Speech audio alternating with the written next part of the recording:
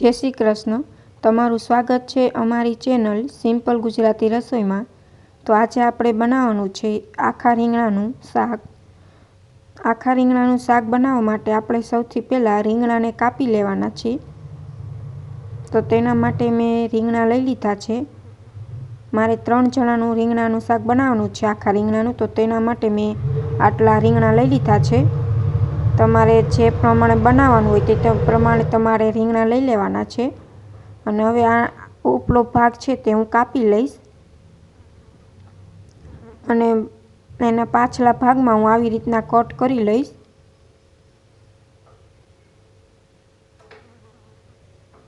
આવી રીતના હું બધા જ રીંગણા કાપી લઈશ। મેં અહીં બધા જ રીંગણાને કાપીને તૈયાર કરી લીધા છે। હવે આપણે જેમાં મસાલો ભરવાનો છે તે તૈયાર કરી લઈ। તો તેના માટે મેં ચવાણું લઈ લીધું છે, જે તૈયાર આવે છે બાલાજીનું 1 પેકેટ, અને આ છે સિંગદાણા। તમે આની જગ્યાએ ખારી સિંગ પણ લઈ શકો છો, પણ અત્યારે અવેલેબલ નથી તો મેં સિંગદાણા લઈ લીધા છે। અને હવે એક મિક્સરનું મેં જાર લઈ લીધું છે, તેમાં હું ચવાણું અને સિંગદાણા નાખીને અને હું ક્રશ કરી લઈશ। તો તમે જોઈ શકો છો મેં મિક્સર ગ્રાઇન્ડ કરી લીધું છે મસાલાને સારી રીતના। હવે એક બર્તન લઈને તેમાં હું બધો જ મસાલો નાખીને સરસ રીતના આખા રીંગણાનો મસાલો તૈયાર કરી લઈશ।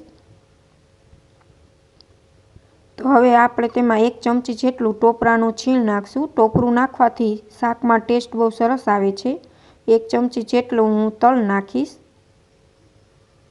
હવે આપણે બધા જ મસાલા એડ કરી દઈએ। અડધી ચમચી જેટલી હળદર, અડધું ચમચી જેટલી ગરમ મસાલો, અડધી ચમચી જેટલી હું હિંગ નાખીશ અને 2 મોટી ચમચી જેટલું આપણે ધાણા જીરું પાવડર નાખશું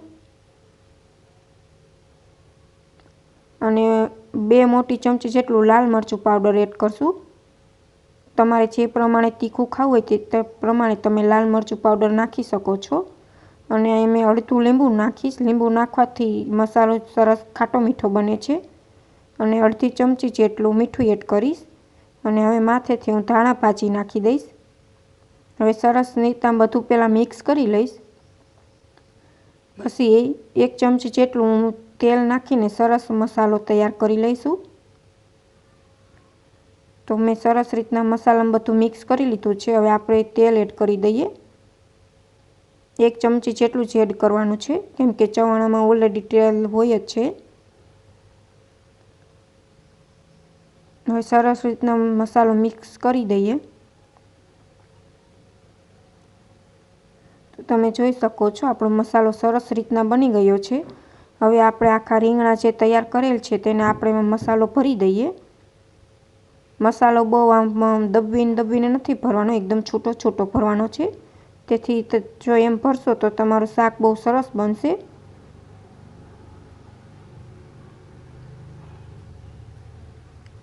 તો આવી જ રીતના હું આખા બધા જ રીંગણા ભરી લઈશ। તો મેં અહીં બધા જ રીંગણા આવી રીતના ભરીને તૈયાર કરી લીધા છે। અને આ મસાલો તેનો વધ્યો છે તે આપણે ગ્રેવીમાં નાખી દઈશું।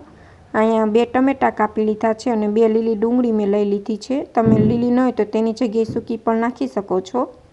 હવે આપણે તેનો વઘાર કરી લઈએ। તો તેના માટે મેં કુકર લઈ લીધું છે। આ શાક આપણે કુકરમાં જ કરવાનું છે, તો તેના માટે મેં 4 મોટી ચમચી જેટલું તેલ લઈ લીધું છે। હવે 1 ચમચી જેટલી તેમાં રાઈ નાખશું, 1 ચમચી જેટલું જીરું એડ કરીશું, અડધી ચમચી જેટલી હિંગ નાખશું, અડધી ચમચી જેટલી હળદર નાખશું, અડધી ચમચી ગરમ મસાલો નાખશું અને 1 મોટી ચમચી જેટલું ધાણા જીરું પાવડર નાખશું અને આ 1 મીઠો લીમડો એડ કરીશું। અને આ આદું, લસણ અને મરચાંની મેં પેસ્ટ તૈયાર કરીને રાખી દીધી છે તે આપણે એડ કરી દઈશું। આ પેસ્ટ નાખવાથી શાકમાં ટેસ્ટ બહુ સરસ આવે છે। હવે બધું જ સારી રીતના મિક્સ કરી લઈએ અને આપણે જે ટમેટાં અને ડુંગળી સુધારેલ છે તે એડ કરી દઈએ।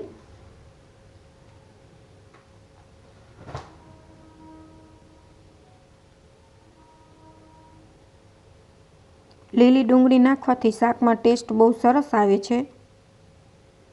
તો બધું જ મેં એડ કરી દીધું છે। હવે સારી રીતના આપણે હલાવી લઈએ। હવે 1 ચમચી જેટલું આપણે મીઠું નાખી દઈએ સ્વાદ પ્રમાણે.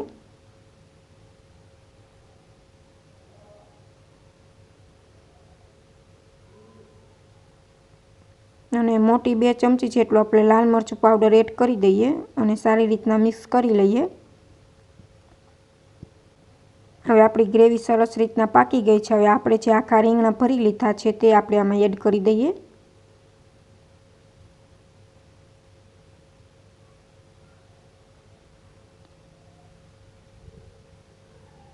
આપણે જે મસાલો ભરીએ તા વધ્યો છે તે આમાં એડ કરી દઈશું.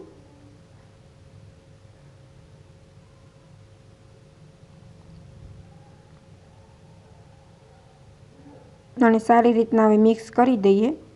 મિક્સ કર્યા બાદ આપણે તેમાં થોડુંક પાણી એડ કરીને આપણે આની વિસલ વગાડી લઈશું.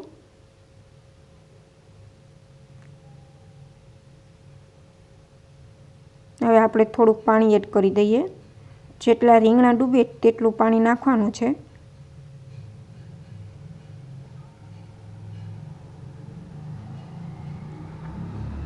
હવે સરસ રીતે આપણે હલાવી લઈએ જેથી નીચે ચીપકે નહીં, બેસી ન જાય શાક આપણું. હવે આપણે આની 5 વિસલ થવા દેવાની છે. 5 વિસલમાં રીંગણાનું શાક બનીને તૈયાર થઈ જાય છે. મારે શાક થોડું ગ્રેવીવાળું બનાવવાનું છે એટલે હું થોડુંક પાણી વધારે એડ કરીશ. પણ તમારે જો ગ્રેવીવાળું ન બનાવવાનું હોય તો પાણી તમારે થોડુંક એ પ્રમાણે નાખવાનું. તો શાક બનીને તૈયાર છે. Thank you for my watching video.